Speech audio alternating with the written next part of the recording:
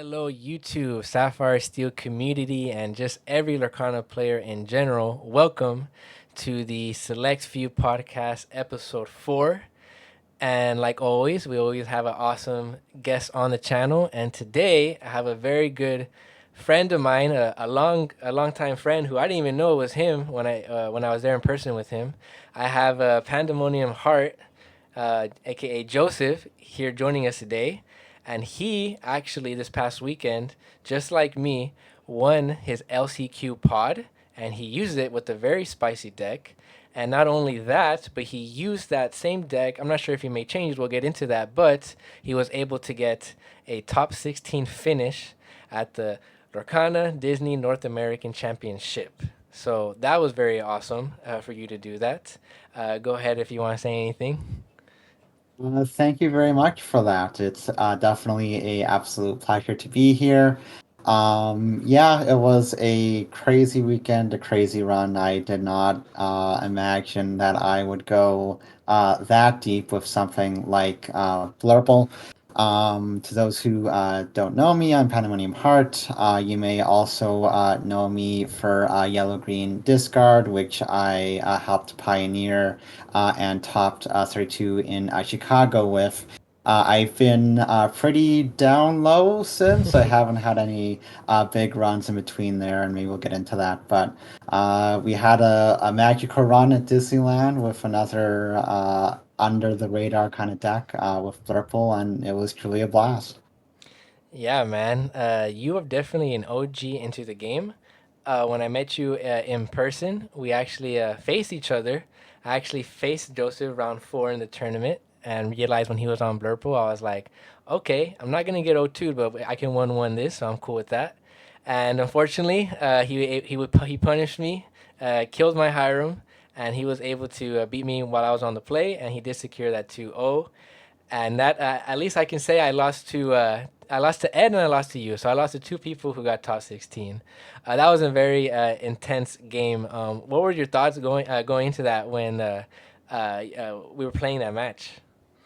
Well, I was, kind of honored to play against somebody like you, who's been in the community as you, as great a player as you.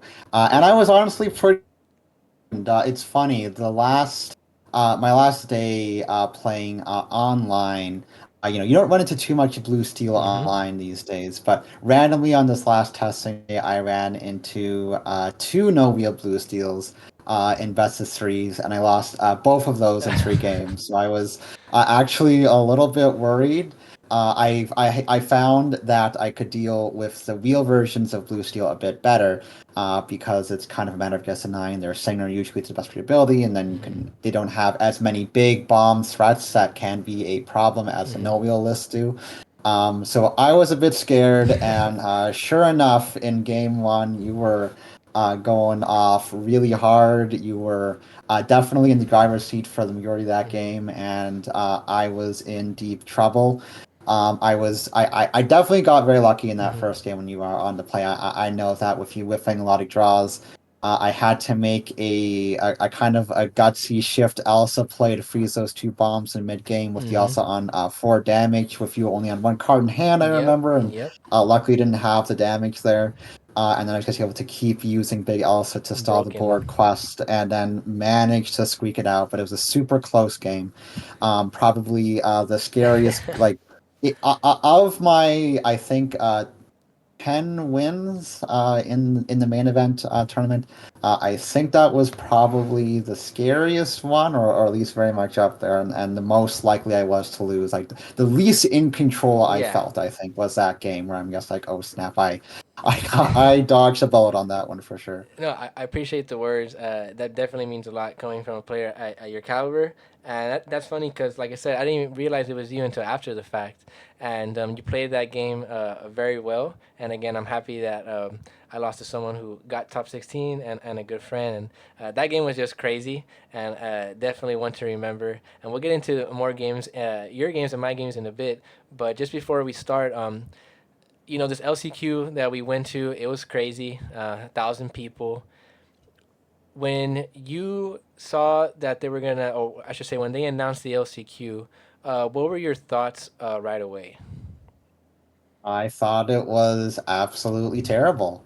I felt like doing a single elimination format for what was such an exclusive event with so few invites available Hmm. felt a little bit wrong to me, to be honest. And I'll say I still kind of feel that way. I don't think this is a good way Interesting. to do it. I put out a video actually talking about how I felt that they should expand qualifications, and I do still feel that 128 is still pretty low for a nationals event. Most games do more than that. I thought they should like everybody. I felt everybody should make day two to DLC. Probably should get an invite. I think that'd be a fair enough way to do it. As far as a last chance qualifier, I think more of a DLC style event where you just run everybody through 7 to 9 rounds and the top 32 of that get there would have been better. So you don't just have unlucky runs. I know a lot of great players who just maybe fell in the first round or two or fell in round four, players who were deserving, but the format just has so much variance. Hmm. You do have to be a very good player to make it through 5 rounds. I'm confident that like everybody who qualified for the SEQ system was a great player who was deserving of it. But I feel like a lot of great players didn't really get a great opportunity Hmm. as they should have, and it's a lot of feels bad moments. I will say like the final round of the LCQ with all the different pop-offs as different people were qualifying and getting to live that, getting to see that, that was Yeah. pretty damn cool, I will say. And the amount of pressure and the amount on the line by the system did enhance that. But I don't think it was worth the trade-off personally of having this single elimination bracket that just leads to a lot of feel bad. Yeah, because yeah, like you said, single elimination, and it was definitely like a cutthroat tournament. Uh, I think you said it right. Like if it was like a DLC type of event, it would be more better because unfortunately I had to play my teammate round one, and I wouldn't mind playing him if it was like a DLC format because that means you're still in it. But that feeling was just like utterly like it just sucks so much. Definitely unlucky, but I agree with you. I definitely do think that it was hard. It was cutthroat. The people who were able to go through their 5 rounds, you earned your spot. But I definitely think that a DLC format probably would have been better. So hopefully moving forward they do something different. But compared to other people, because I have friends who were gonna go and then decided not to last minute because they're like you said, right? The chances of you winning are pretty hard. A lot of skilled players, and to lose round one, that's it. A lot of people, it's a lot of money to travel to these events and do that. Was there a hesitation in your part, or was it just automatically when you heard the ticket, you're like, yeah, I'm buying that going, or was there a time where you were like contemplating? That's a great question. I for a lot, I was sure like I wasn't gonna go Oh, wow. after like around Seattle time. I felt like this probably wasn't gonna be a tournament I want to do because of that. Because like Mm-hmm. this is so unlikely to happen. This is just not great value expected. I'll be honest, I changed my mind when they announced the promos for the event. When they announced that there would be unique promos that would probably have a good amount of value. And when Mm-hmm. I saw that if you got some pretty good promos on entry, but B, if you won 2 rounds, you could get a whole bunch of promos Mm-hmm. that would probably pay for the cost of your trip and then some, and have kind of borne out that way, honestly, with the Cuscos and the Baymaxes. So, going and being like you have to like win through 5 rounds to like get anywhere, that was a really tough sell. But going in with like, okay, if I win 2 rounds, I'm at least coming out ahead, and Mm-hmm. then who knows what happens. That kind of continued like to be like, okay, this is worthwhile enough for me. I'll go through it. I was also concerned about if there'd be like enough side events, like even if you lost in Seattle or Vegas in the main event, you could still pay for your trip or more Mm-hmm. if you do well in side events, which Yep. I have done pretty well in. And so when they announced there'd be side events too, it was like, yeah, this is worthwhile, and I decided to go for it despite my misgivings. Yeah, same here. I realized that like you can always get your money back through side events and prizings, and I think overall, I believe you are a very competitive player, just like me, and I think this is type of tournament where we were just like, hey, you know what, um, um, we still have a shot at achieving this, and we can do it. Like we like the practice that we've had like all year long, like you said, right? Like you got top 32 at a DLC before, and I'm glad that you had the confidence enough to go because I know it is hard for some people, right? Like some people say like, man, like I didn't like I don't think I could do that, and like it was hard. It was a hard tournament. It did suck, going up to friends and being like, oh, I got knocked out, and it's just like, man, like this one life thing is rough, but 30 people had to move on and make it. And I'm glad that I was able to make it. And I'm glad you were able to make it. And the excitement that you had said, right, where in that moment where you win your LCQ, it was definitely an awesome moment, especially like if people you had friends around you supporting you and like cheering you on. Like I had my friends, my teammates on the side, and that was just awesome. That feeling it happened so fast. I kind of like blanked out, and then it was just like, "Oh, here's your deck list. Go over there." And I was like, "Whoa! Like, what just happened?" Oh yeah, right. How was your last round of the LCQ? What did you face, and what was your mentality going into that game? And did you know what you were playing against? Yes, I did. So, in the last round, I was going up against Red Blue, which I mean, weren't we all at some point? There was so Mm-hmm. much of it throughout and at the very end. I was like kind of disappointed because Red Blue was facing a red purple player in the other semifinal. I'm just like, please, red purple, I can beat that. I can face that Easy. a lot more Yeah. easy. Uh huh. That'd be a lot more easy for me. And like, please win. You're supposed to win this matchup, dang it. And then he didn't. Like, darn it. So it's a little bit like not too happy about Mm-hmm. that. But I was kind of feeling okay about it. Having gone through 4 rounds at that point, I like the nerves had kind of worn You off were more or gassed up. less. I guess I still felt somewhat nervous. I mean, Uh it's huh. hard not to Yeah, be, of but course, it of wasn't course. as bad as it was in the first round, weirdly. And I was kind of playing with fast money at that point because I really, a part of me just wanted to make sure I at least got to round three and paid for my trip. So at that point, it's like, okay, I mean, I'm doing pretty well Mm-hmm. regardless of anything that happens, and it's 1 round, winner take all. So Mm-hmm. like, if shit happens, it's kind of like, well, variance happens. It is what it Yep. is. Red Blue's not an easy matchup. I wasn't feeling too hot about it. I Mm-hmm. knew I could win on the play for sure. On the draw A is little a rough. much tougher battle, a little rough. Um, but we managed to, and when we lost the die roll, it's like, all Oh, right, okay. Okay. gonna So, try to do this what did anyway. you think when you lost the dice roll, real quick? Like, what was your just? Were you just like, of course? Of course, a little bit. I mean, I wasn't like doing too bad on die rolls. I'd Uh-huh. won three before that, so it's Okay. like I can't Okay. really Uh-huh. complain. But it was still like this is the one matchup where I really want to Mm-hmm. get that die roll for sure. So a little unfortunate, but it was convenient. Like let's just go it, play the Mm-hmm. best we can, see what happens. And I you mean, and you lost on the play, or you won on the he won on the play. so I won twice on the draw. Oh wow, the draw. My LCQ is actually a perfect 10-0 run. I never dropped a game. You went 10-0. Um, I went Oh, 10-0. that's great. That it was Congrats. yeah, it was crazy. I got really lucky, I think, against Red Blue in particular. In neither game did they see Pop Ramp Hiram. Oh, They were okay. usually going Tala and stuff. I can't really deal with Pop Ramp Hiram on Blurple very well on the draw.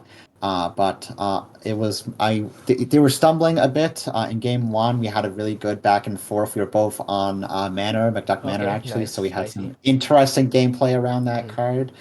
I was able to draw enough gas at the end to get there, and then game two, you guys never saw Hiram, so I was able to take that pretty cleanly. I Yeah, got lucky in that regard. yeah, that's nice that you were able to like you won while he won on the dice roll, and it sounds like you had a crazy game, and I'm glad that you were able to take that. I faced against Amber Steel songs, so for me it was a little bit more calmer because I knew he wasn't on daisies, and I was like, That okay, helped. no Oh no, daisies, Daisy Amber no. Steel song. Oh, you're gonna have a great time But there, he right? had two shift lines. He had the Robin Hood and the Simba. So the fire the cannons was coming up clutch, and then a Oh game yeah, yeah yeah, that makes game sense. three he got it out, and it was getting scary. But long story short, he played a Pete one turn, didn't quest, and I played Hades, took away his singer, quested with all my stuff, and that pretty much just the Hades was definitely MVP of the weekend. Um, No kidding. That yeah. Hades against me even was also a pain. Oh yeah, we both Like, we had a Hades battle. Hades was also my MVP for the weekend Yes. too, for sure. For me, playing the third Hades was a last minute call, but it was very good for me this weekend. And I'm glad that you mentioned that. You said last minute call. So we both get our 5-0s and we were able to win our LCQ. Just in case for the people who are listening and who are like, man, like how did you guys do it? Like I would say it comes a lot of with how you practice and how you prepare for the event. Before we get into our just our deck builds, how did you necessarily like practice for this event for like an LCQ? Like you said, right? Single elimination is very cutthroat. What made you want to go with Blurple? And just how is your what did you do to get to that point in order that you could go to this event and take it? So I was on green purple for a little bit. I played a 5K with it, got top eight. But my top eight opponent, both games went red blue turbo Maui Shark play Pirate's Life, and I had no answer for that. So I'm like, okay, I don't know if this is going to work anymore. So I started to look for a new deck, and Uh huh. a buddy of mine, Chris Anderson, said, "You should play Blurple. I think Blurple's good." And we'd been working through some Hmm. decks in past DLCs. So I'm like, okay, I'll give it a shot. And then I proceeded to win 17 matches in a row Wow. online with Blurple, and the deck basically said, like, you're playing me. So from that point on, I decided, like, Blurple looked good on paper. It was good into all the other purple decks out there because you can get ahead on ramp with it.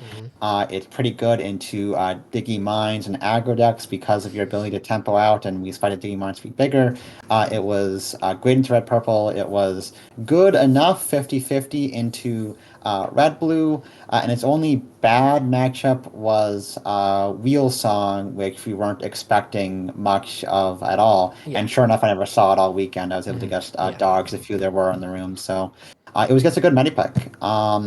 In terms of preparation, I ended up devoting myself for 2 weeks to this deck leading up to Testing. the Hmm. tournament. I played over, I think it was 113 matches online and a bit out locals, just trying to make sure this deck could be second nature breathing. Viable. It was a bit of a no life thing in like over the span of 2 weeks running out that many games, but it was very worthwhile. And then I did some coaching, of course. I talked to folks. Shout out to Fumbles as well as KDRR. I did some coaching and work with him as well. He has been a big guy in the Rebel community doing a lot of work on that. His core has basically been all of the various topping lists you're seeing. And I guess put my all into making sure I knew my deck inside and out. Yeah, well, perfectly said. A shout out to those guys because I know they've been uh, working on Blurple and trying to make it work for past sets. And as a Lorcana fan, I'm glad to see that color finally get some recognition. This is the first time we've ever seen it like pretty much top a tournament and the first time in the game. And I'm glad it's just awesome for you to be part of that and putting that color on the map along with everyone else. So shout out to those guys. And I do agree with you with the preparation, like learning your deck inside and out and basically having to master it uh, in the amount of time that you could, especially not only your deck but how your deck works against other decks. And you said something how you said right now like you had to know life it, and I think that's what it takes, right? Like to be good at something, not only card games but sports or school or whatever. Like you have to sacrifice time in order to be good at something.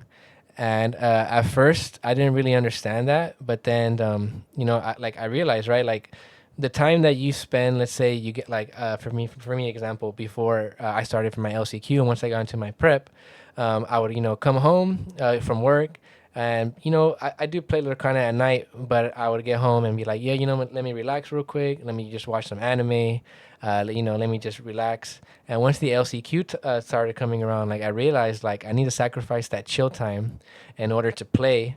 And I know if I do this, I will be rewarded for it. And I think that's what it takes, right? Like you have to sacrifice spending time with your friends, spending time with your family, not watching the game and putting in that work, and it pays off. It And does, yeah. and good on you, man, Mhm. recognizing that for sure. I will say, I guess the caveat there is, keep some balance in your Yes, of life. course, Don't of course, of outright course. abandon, your friends and family. Hmm. And this was a case of kind of doing it in a short burst and like 2 weeks leading Hmm. up Hmm. to it. Hmm. But it is very important to if you really want to compete at a high level, it does tend to take a lot of practice time. I think a lot of top players do get by that a little bit more by playing more or less one deck and just knowing Yes. that one deck really well. But I'm a guy who tends to bounce between Mm-hmm. multiple decks. And also, unfortunately, yellow green discard was not very viable this set as was the past two, which I've been devoted to. So I had to Mm-hmm. find something new. And when You have I to pivot. picked my choice, I was like, I'm going to have to work really hard to learn this new deck if I'm going to have success. Yeah, and it looked like, because of your skill and the way that you studied the game, it paid off, right? Like you were able to pick this deck up, learn it, and then not only just use it and do good with it, but doing against the people, 100 best players, in the states, and had success with it. So we win our LCQ, and the night before, I make some minor changes, but I'm just gassed up, happy I made it, and I'm just ready for the next day. Same, same, same. And Uh, yeah, go ahead. Funny enough, I guess in that time, my original plan going into this weekend was to change to green blue for Oh best of wow. two format. That's a deck I'd worked on as well, and I still really love it. But after going 10-0, it was like that would be a very silly thing to Yes, do. it's a good thing you did it. Um, right? Everybody said the same thing to me when I asked, like, "This is crazy for me to switch, right?" And they're like, "Yes, yes, it is. Don't Yes, do it." it's like you're basically playing Blurple, but a little bit worse. Same thing. Kind of. Um, And so yeah, so I guess, stuck with my guns. Yeah, it was really awesome being in that room. It was kind of weird being separated from the other floor, having to go upstairs and downstairs. But I get why they did it, so we could just stay in the room and not miss rounds. But for me, I had an awesome experience when I walked into the Cinderella's ballroom. For those of you who don't know, the top one, the players who have their invite was like what 128. We were in this room, and that's where the tournament was held, and the main event was downstairs. And in the morning, they had served us breakfast, and it was very awesome, very nice of them. The food was Right? delicious. I was so surprised to get food. Everybody, the breakfast was good. The lunch was really good. Everybody was raving Oh, about that. And I'm yes. like, I was like, I don't think other card games actually do this. This was like super nice. Yeah, I had told my friends that were there, I was like, I feel like Prince Eric right now. Like, we're getting treated good. Um, yeah, the food was delicious. It was definitely awesome. I felt like the room needed a little bit more magic to it. Maybe some music or something. I'm not sure because it was kind of Something. quiet in there. It was very quiet in there, but it was just awesome being in that room and like seeing like, hey, like we're part of Lorcana history. Uh, Yeah. a lot of these players, were from Pixelborn, and that's where me and you have played, and I don't know how you want to share like where you've come from Pixelborn to now, and like how did you feel like when you were in that room? So I felt pretty intimidated, I'm not gonna lie. Uh, being amongst all of those greats. Chicago had a similar thing in Top Mm-hmm. Cut, but back then I didn't know like most of the people in that Mm-hmm. room, so it was kind of like whatever, not as much of a biggie. But here, it's like these are all a lot of names I recognize, a lot of people I've met who are big names. You got like Sailor, The Mm-hmm. Wonder, The Rat. Like all the DLC winners and runner-ups, and it was like a little bit like, oh my gosh, I'm actually here. I couldn't imagine getting this far. It was awesome, man. Like to me, it was just like a surreal feeling, and like the fact that we earned our spot, like everyone else did, was awesome too.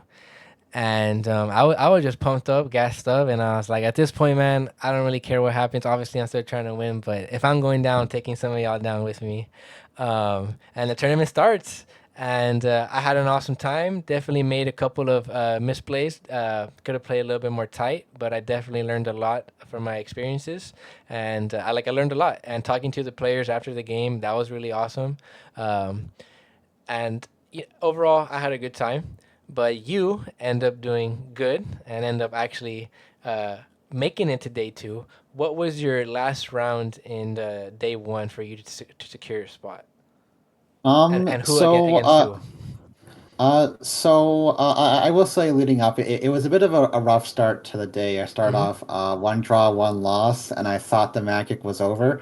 And then I managed to rattle off 9 wins in a row to secure the place. Crazy, man. You're My crazy. last round was really weird, and the reason it was really weird. So I was up against Kurt Spice, who got a pass on invite, Okay. and he was on Diggy Hole, Amber Steel Mines. But it was a weird scenario because at the start of the day, they said that you could not intentionally draw, Yes. which was, at least from my experience, the worst part of the weekend and an absolutely infuriating change. Yes. I think there are downsides to intentional draws. You could justify making that change, but you can't justify it at the last biggest tournament of your competitive season besides Worlds. Mm-hmm. After having every tournament, The including same Europe, way. allow Mm-hmm. for intentional draws and say, we're just not going to do it here. And we're not going to explain why. We're going to announce it on the day of. It was absolutely ridiculous. So I was in a spot where I could have intentionally drawn and guaranteed my place in, but that wasn't technically really an option for me, and so we were essentially playing it out, or at the very least, we couldn't communicate very well, and we're just Mm-hmm. like because apparently the judges were coming down hard on this stuff, so it Yeah. made everything much more nerve-wracking. Game one, we play a really close game. I'm on the draw on it. He's going fast with Diggy Hole. He gets up to a really blazing start, and I get off to a kind of ho-hum start. Mm-hmm. But these games, I've practiced a lot in this particular matchup. I managed to start to turn the corner of him at 19 lore. I start just drawing cards desperately. I've gotten down to no resources, but I'm just trying to find the next answer off the top of my Mm-hmm. deck, playing rabbits, bouncing rabbits, just trying to find answers, not finding them, but just finding them in the nick of time. Eventually, I find an Elsa. I'm able to just bounce a small Elsa. I'm able to bounce over and Mm-hmm. over to make sure his last character on board can't quest, and finally get there, secure my space, and then just take a breather, Mm-hmm. play out game two. Don't draw well. Also, don't care as much at that point. But I know I try somewhat, but I guess I didn't have the guts for it. But it didn't really matter too much. We end up with a draw, but I knew that was enough, Oh, okay. assuming that uh, So you just needed a draw, pretty I much. did guess need a draw. Okay, Yes, okay. I guess need a draw. And so we got there, and it was fine. But it was more nerve-wracking than it should have Then it been, should have been, yeah. honestly. And that's kind of infuriating. Yeah, and you get there, man. Congrats to you. And at this point, you win your LCQ. Now you just won to day two. So now you have two nights in a row where like you don't really get to just go home, go to back to your hotel Airbnb and relax. What is your mind at now? Because it's open decklist at this point, if I'm not mistaken, and you know who your opponent is, and you're going against the some will say the plot armor man himself, Mr. Zan. You're going against Zan Uh, round one of your day two, and he's on green steel. I myself am not particularly understand the matchup between those two color combinations. So what are your thoughts when you realized you were going against Zan? How did you prepare for it? And tell us how the game went. so my first reaction was fuck. And then I can do this, but Okay, I like still, it. fuck. Yeah. Um, Green Steel is tough, for sure. It's like it's a 50-50-ish matchup. And BLURPLE definitely is favored on the play. But it's difficult. It's probably the matchup I'd want to see the least besides Wheel Amber Steel. The Obviously stuff like Chip Diablo is really nasty. Mm-hmm. Ursula is really nasty. These are cards that if I see them on the draw, I can't really deal with very well. Mm-hmm. Um, so it's tricky in that way. I see his list has Max Johns and also 4 Johns Free Muses, which is Mm-hmm. unfortunate because Flippo can't really deal with those cards. I know there's Green Steel builds that are cutting down on those a bit, and I was Mm-hmm. hoping to see something like that instead. But those cards being there was definitely difficult. I knew from playtesting that it was still a very winnable matchup. If you curve out 1, 2 ramp, sorry, it's 1 ramp Genie Elsa. That curve is hard for Green Steel to deal with. It answers Diablo, it answers Ursula, and then you can probably just grind them out. And I knew Yes. if I could pull that kind of a line off on the play, I could do it. And so I practiced with a group of folks from the Toronto area who had come down.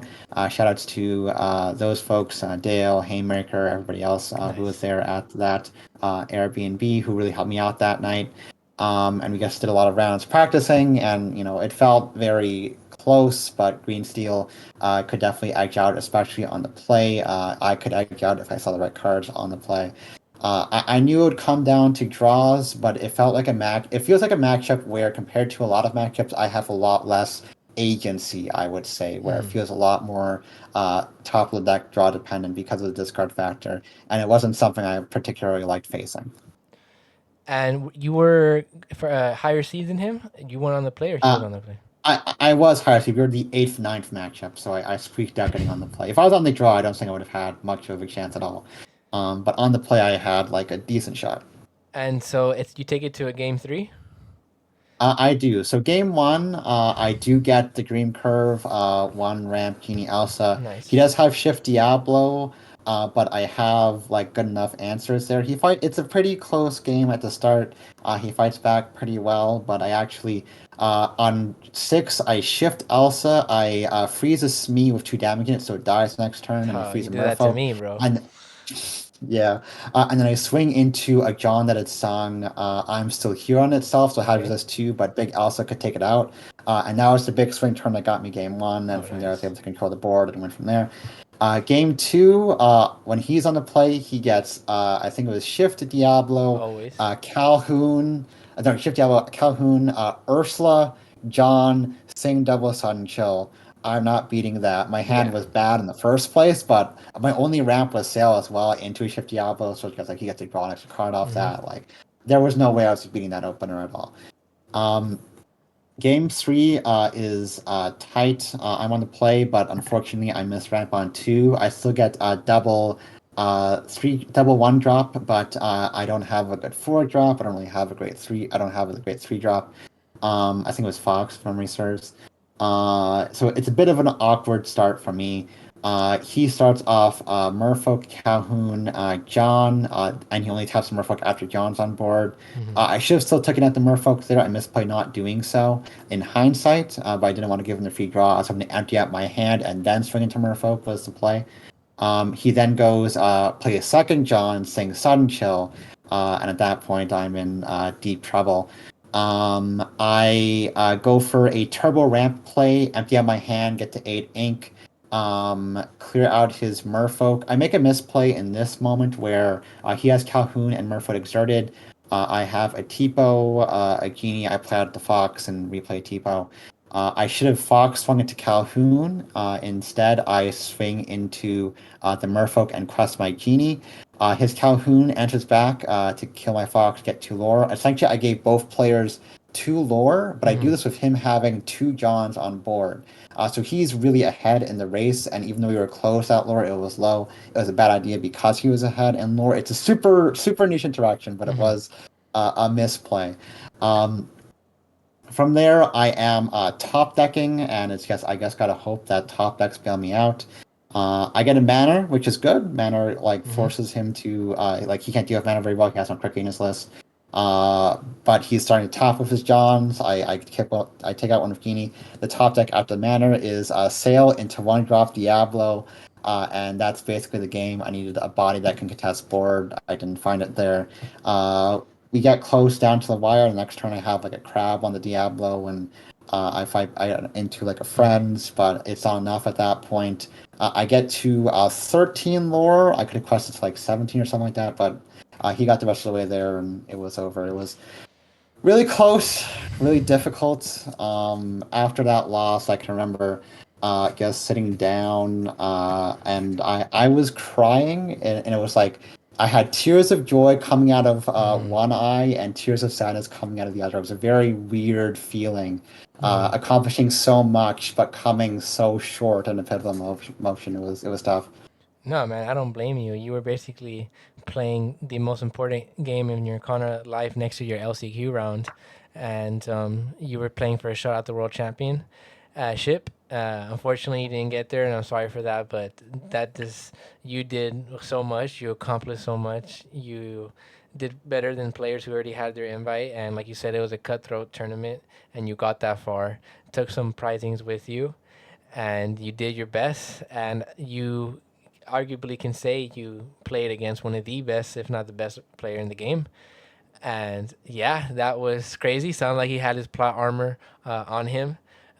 Just just kidding, just messing with you, Zan. Ah, But yeah, man, no, congrats to you, and I'm glad that you did it with a I guess you can say anti-meta deck. Me personally, how I'm playing Sapphire Steel, it was very awesome to win with the deck that a lot more players absolutely. gave more love to, right? Because we're playing something that's a little bit higher skill gap, a little bit more different, and you did it with that color and you put it on the map. So you were the only BLURPLE player in top 16, right? No, Oh no. R&B was Oh, the you're right. You're right. second one. Sorry, He RMB. also, yeah, no, Both you no worries. guys. Oh my gosh. He also lost in top Yeah. 17, unfortunately, to Ed in a tough match. I was talking with JDR. He was actually Mm-hmm. saying that if we had swapped, we may have had a better shot because Because the his list deck was a bit build. better into green steel, and my list was actually quite better into Ed. I thought because I had three manners and he had no Mauis, but it is what it is. He had a great one as well. He had a great video today out on his Twitter about disappointment and kind of working I through that. saw He was that. really hoping for Worlds, and then he felt really bad about it. But he had a great run. All the respect in the world to him, and to you as well, man, Thank making you. it through with Blue Steel and a fantastic LCQ run. I know a lot of people were really happy, myself included, seeing you make a run like that Thank you. after Thank all you. the time you've put into this game, into the community. It was fantastic to see. It was fantastic to see you showing Blue Steel, Yeah. still a very real deck, still a very solid deck, even though a lot of people counted out, I think. It was great stuff, fantastic. Thank you, man. Yeah, I can. I guess we can. I guess I can speak for both of us. We had an awesome weekend. Still coming off that high, coming back to work. And now that everything's over, for me personally, I'm just, I don't want to say taking a break because this actually motivated me to do, continuing to do more content and stuff. Until then, I guess you could, store champs and all that, but I'm kind of just fiending now for the next DLC or whatever. What are your Right. plans going forward? Do you plan on attending Worlds as an NTND, and just what are you doing until the next move? Well, I'll be doing some set champs over the next 3 weekends. I don't know how many. Not as much as I usually do, probably. Like I usually do at least five, Mm-hmm. maybe more. I did 10 the first season. Oh I was a wow, mad lad in that first that's season for those crazy. stitches.